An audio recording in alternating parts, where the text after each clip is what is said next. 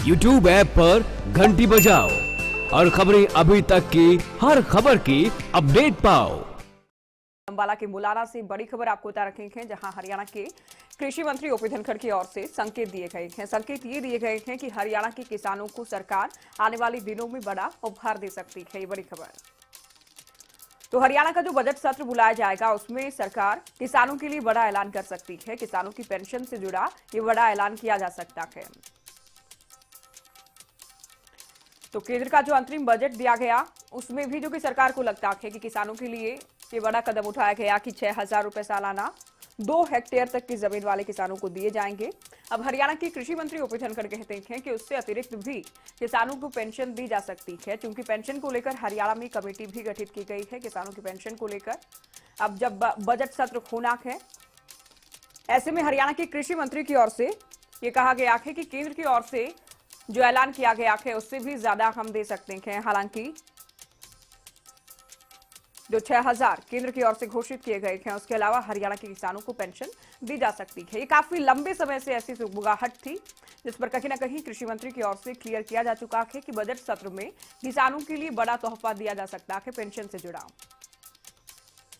इस मोदी सरकार ने 50% प्रॉफिट के साथ फसलों के साथ दाम जो है वो अनाउंस किए हैं, जिसकी रिपोर्ट स्वामीनाथन साहब ने कांग्रेस के राज में 2006 में दी थी, और ये कांग्रेस के राहुल गांधी जी उस रिपोर्ट को दबाए बैठे रहे, जो आज कह रहे हैं 17 रुपए दिए। ये तो शुक्र है इन्होंने घंटों में नहीं बांटे, घंटों में बांटते तो 17 के और भी हो जाते। कांग्रेस के 10 साल में 52,000 करोड़ रुपए इन्होंने केवल कर्ज माफ किया, जो बैंकों का एनपीए खत्म होता है। आज 75,000 करोड़ रुपए हमने किसानों के खाते में सीधा देने की बात कही, और अभी तो हरियाणा का बजट आना है, मैं यहाँ नहीं बोल सकता, और भी बढ़ाएंगे। इसलिए एग्रीकल्चर सेक्टर का जो क्राइसिस है वो खत्म करने के रास्ते पर हम बढ़े हैं। पिछली सरकारों ने उस क्राइसिस को बढ़ाया, इसलिए इस प्रकार की स्थितियां बनी जिसका आप जिक्र कर रहे थे। तो हरियाणा के कृषि मंत्री ओपी धनखड़ को आपने सुना, स्वामीनाथन को लेकर और बाकी जो कदम उठाए गए हैं उनकी सरकार की ओर से, उन कदमों को लेकर, फैसलों को लेकर कांग्रेस पर हमलावर रखे, पिछले सरकारों पर निशाना साधा गया। लेकिन आज जो कहा गया पेंशन से जुड़ा, उसको लेकर ज्यादा बातचीत करते हैं। सीधे न्यूज रूम आपको लिए चलते हैं, जहां खबरें अभी तक के संपादक सलाहकार धर्मपाल धनखड़ जी हमारे साथ जुड़े हैं।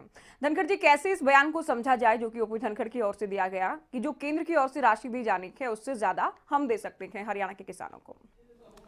देखिए ज्योति, निश्चित रूप से कृषि मंत्री ओपी धनखड़ ने जो बात कही है वो सराहनीय कही जा सकती है, और सरकार इस पर विचार कर रही है कि किसानों की मंथली पेंशन जो है वो स्वीकार की जाए, शुरू की जाए।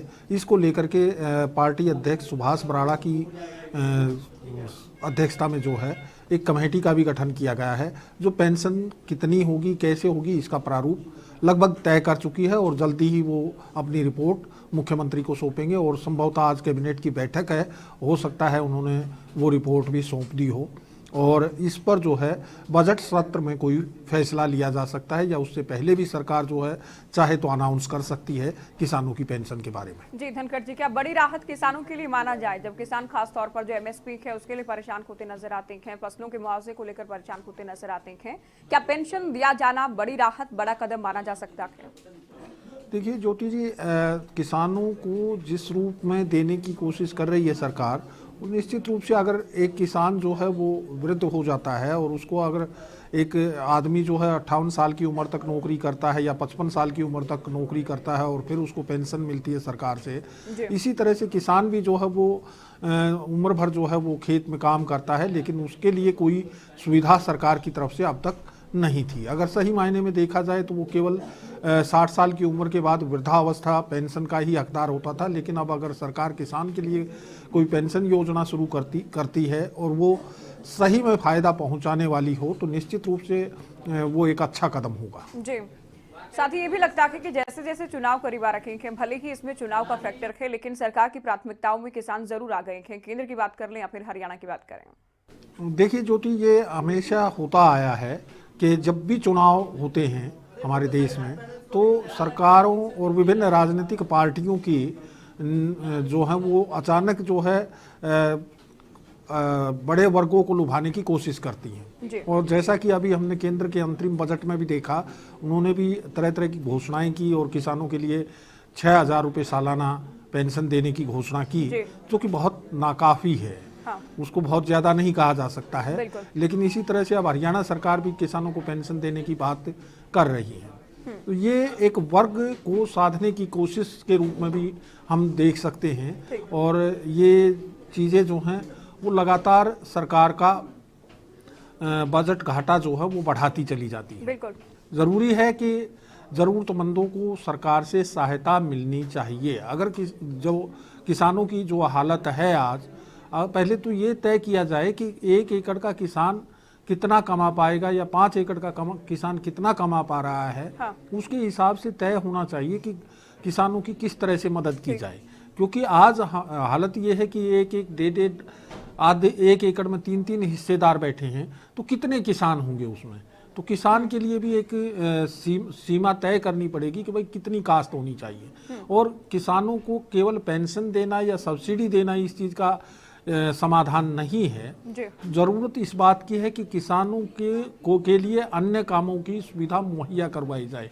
किसानों के बच्चों को दूसरे काम धंधों के लिए जो है प्रेरित करने की कोशिश की जाए। वो जितने बेरोजगार रह जाते हैं, आज स्थिति ये है कि जितने लोग बेरोजगार रह जाते हैं और वो किसान परिवारों से आते हैं, तो वो सारे किसानी में ही लग जाते हैं, खेती बाड़ी में ही लग जाते हैं, और फिर वो एक तरह से मैं कह सकता हूँ कि खेती में छुपी हुई बेरोजगारी जो है वो बहुत ज़्यादा है। तो इस चीज़ की तरफ समाधान सरकार को कुछ कदम उठाने चाहिए, जिससे लगे कि भाई नए लोगों को या किसान परिवार के बच्चों को भी दूसरे रोजगारों में काम मिले।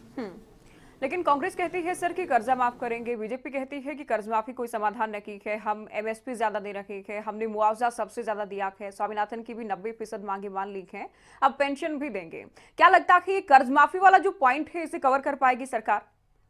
देखिए, सरकार की कोशिश तो यही है कि जो कांग्रेस ने जो कर्ज माफी का ऐलान किया है कि अगर कांग्रेस की सरकार बनती है तो किसानों के कर्ज माफ किए जाएंगे, जैसे 3 राज्यों में बनी वहाँ भी कर्ज माफी की है, पूरी भले ना हुई हो लेकिन आंशिक रूप से किसानों को राहत जरूर पहुंचाई है। तो ऐसा ही कदम जो है, इसी तरह से ये किसानों को पेंशन देने वाली बात है जिसको सरकार कह रही है। किसान आज भी स्वामीनाथन आयोग की सिफारिशें जो हैं वो लागू करने की मांग कर रहे हैं कि पूरी तरह से स्वामीनाथन आयोग की सिफारिशें लागू की जाए, लेकिन सरकार ने जो है कुछ कटौती करके स्वामीनाथन आयोग की सिफारिशें लागू करने की बात कही है कि हम किसानों को 1.5 गुना समर्थन मूल्य दे रहे हैं, लेकिन लागत मूल्य से 1.5 गुना वाली बात जो है वो पच नहीं रही। किसान इस चीज़ को मान नहीं रहे हैं, ना किसान संगठन इस चीज़ को मान रहे हैं कि सरकार ने उन्हें स्वामीनाथन आयोग की सिफारिशों के आधार पर जो है समर्थन मूल्य दिया है। जी सर, बहुत शुक्रिया आपका पूरी बातचीत करने के लिए। तो स्वामीनाथन को लेकर विपक्ष सरकार को घिरता है कि चुनावी वादा था, वहां सीटों को लेकर पेंच फंसाक है। विपक्ष कहता है कि सीटों को कंसीडर नहीं किया गया, ज्यादातर फसलों का हम लागत से 1.5 गुना दे रखे हैं। ये सरकार का पक्ष है, सरकार का स्टैंड है। पिछले दिनों एमएसपी बढ़ाया भी गया था। अब अंतरिम बजट में 6,000 रुपए सालाना 2 हेक्टेयर से कम जमीन वाले किसानों को देने का केंद्र का फैसला है। अब हरियाणा के किसानों के लिए राहत के संकेत ये है कि हरियाणा के कृषि मंत्री ओपी धनखड़ की ओर से मुलाना में ये कहा गया कि ये संकेत दिए गए हैं कि आने वाले दिनों में किसानों को तोहफा दिया जा सकता है पेंशन से जुड़ा। इस मोदी सरकार ने 50% प्रॉफिट के साथ फसलों के साथ दाम जो है वो अनाउंस किए, जिसकी रिपोर्ट स्वामीनाथन साहब ने कांग्रेस के राज में 2006 में दी थी, और ये कांग्रेस के राहुल गांधी जी उस रिपोर्ट को दबाए बैठे रहे, जो आज कह रहे हैं 17 रुपए दिए। ये तो शुक्र है इन्होंने घंटों में नहीं बांटे, घंटों में बांटते तो 17 के और भी हो जाते। कांग्रेस के 10 साल में 52,000 करोड़ रुपए इन्होंने केवल कर्ज माफ किया, जो बैंकों का एनपीए खत्म होता है। आज 75,000 करोड़ रुपए हमने किसानों के खाते में सीधा देने की बात कही, और अभी तो हरियाणा का बजट आना है, मैं यहाँ नहीं बोल सकता, और भी बढ़ाएंगे। इसलिए एग्रीकल्चर सेक्टर का जो क्राइसिस है वो खत्म करने के रास्ते पर हम बढ़े हैं। पिछली सरकारों ने उस क्राइसिस को बढ़ाया, इसलिए इस प्रकार की स्थितियां बनी जिसका आप जिक्र कर रहे थे। इस मोदी सरकार